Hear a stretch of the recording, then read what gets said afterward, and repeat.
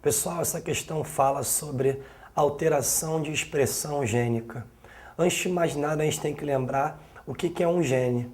Um gene ele é um fragmento do DNA, é uma sequência de nucleotídeos que vai, ao sofrer transcrição e tradução pelos ribossomos, gerar uma proteína. Então, a alteração da expressão gênica significa alterar a proteína final que um gene é capaz de sintetizar. Dizer à célula como que sintetiza uma proteína. Existem várias formas de alterar a expressão de um gene. Pode ser através de trocas de bases nitrogenadas, pode ser através da adição de um cromossomo a mais em uma célula ou até mesmo retirada de um cromossomo dessa célula. Porém, a questão ela aborda alterar a expressão gênica sem acontecer nenhuma alteração da sequência de base do DNA.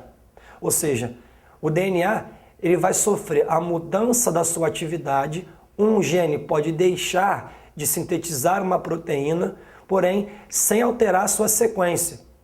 Sendo assim, algumas opções a gente vai analisar e veremos como excluí-las por meio dessa nossa análise.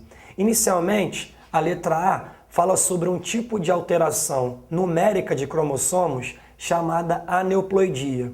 Esse nome aqui, ele vem de euploide.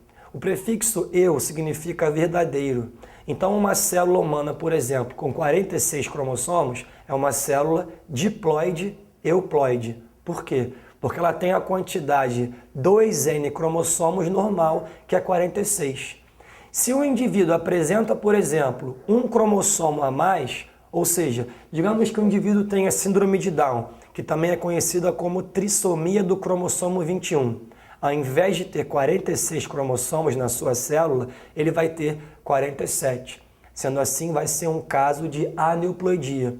Essa opção não serve para nós, não se encaixa na questão, porque a questão pede uma alteração de função de um gene sem ter mutação numérica ou de troca de base nitrogenada.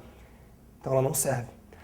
A segunda, a letra B, consiste numa poliploidia.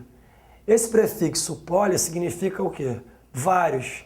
Então, poliploide, por exemplo, é uma planta que tem um conjunto de cromossomos a mais. O valor normal de um organismo diploide é um valor 2N, mas muitas plantas são manipuladas para ser 4N, ou seja, apresentar 2 vezes um conjunto cromossômico a mais, somado. Para que isso? Para que ela possa sintetizar mais hormônios, eventualmente criar um fruto maior e gerar até uma vantagem econômica para o agricultor. Mas enfim, se o organismo é poliploide, ele tem uma quantidade de cromossomos a mais. Então eu alterei o DNA. Sendo assim, não serve para nós, porque a questão pediu uma alteração gênica, de função gênica, sem alterar a estrutura do DNA. Letra B está excluída. Letra C é a mais famosa aqui, né? Uma mutação. O que é uma mutação? Pode ser a exclusão de um pedaço de um cromossomo, pode ser simplesmente a troca de um nucleotídeo por outro, pode ser a adição de um novo pedaço cromossômico ou a adição de um nucleotídeo. De qualquer forma, uma mutação sempre está alterando a sequência do DNA. Sendo assim, também não serve para nós. A outra letra aqui, a outra opção, substituição. Como o nome está dizendo, se eu substituir uma base do DNA por outra, se eu substituir um nucleotídeo por outro, eu estou alterando a sequência do DNA. E não foi o que a questão pediu. A questão pediu o que a letra E nos indica. O que é um evento epigenético? Um evento epigenético consiste na alteração da função de um gene sem acontecer troca de nucleotídeos.